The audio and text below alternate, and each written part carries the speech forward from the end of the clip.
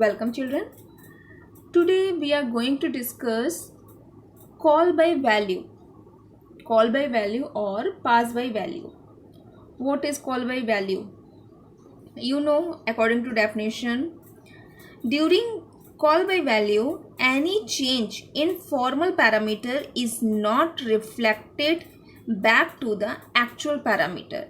According to definition means we have to change any change in formal parameter, they not reflected to the actual parameter. Let's execute, or you can say an example of call by value. Okay, so here I am creating class test public void m1 method. In m1 method I am passing here int I and j. Okay, and here update the I and j value. I is equals to I plus 10 and j is equals to j plus 20. After this we have to print the value of I and j. Okay, now after this I am going to create main method, public static void main. Okay, string argument. After creating main method, I am going to declare the variable here. Int I is equals to 100 and int j is equals to 200. Okay, we are declaring int I as 100 and this I and j is a local variable for this method only, and this is the separate variable I and j, so don't confuse it. After this we are going to create the object of the class. Okay, so test object name is t is equals to new test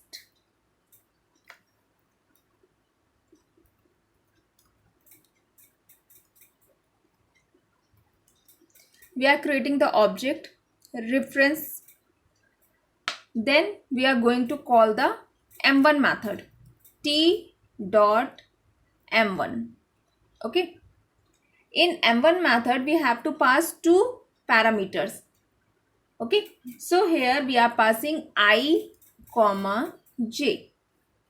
These are the actual parameters. Okay, when we are using in calling time, so I and j is the actual parameter, and here we are using I and j, so these parameters are known as formal parameter because we are using in declaring or declaring of a method. Clear that? Actual and formal parameters. After this, according to definition, if we have to any change in formal parameter, they not reflected to the actual parameter. Okay, according to definition of call by value. So let's see here, we have to print here the value of after, write the message, after completing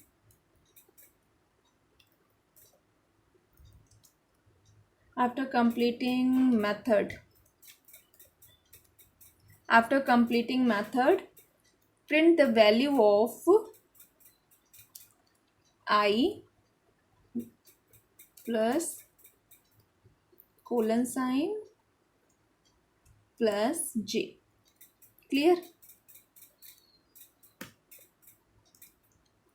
Close this method and close the class. So according to definition here, your in main method your I and j value is 100 and 200. When we call this method, so I value means 100 value copy to the actual parameter, formal parameter, that is I. Okay, and here j value, actual parameter value is 200, is copied to the formal parameter. So j is equals to I is equals to, here I is equals to 100 and j is equals to 200. Now inside the method here I is equals to I plus 10 means 100 plus 10.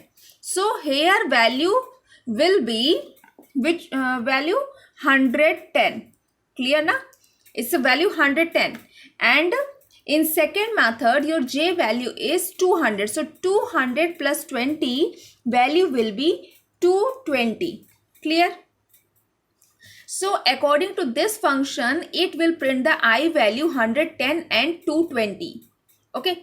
But after completing this method, control comes to this line. Here is the printing statement and print the I and j value. So it's the actual parameter value. This value has not been changed. This value here I value is 100 and j value is 200.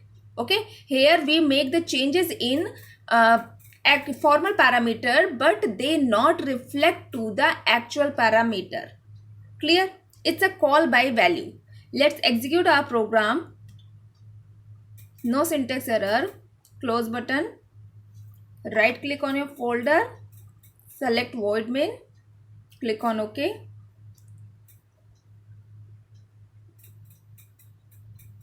You can see here. Inside the method, I value is 110 and j value is 220. After completing method means the main method. It's a part of main method. Completing the method, I value is 100 and j value is 200. Means they not reflect to the actual parameter. Clear that? It's a call by value. Okay.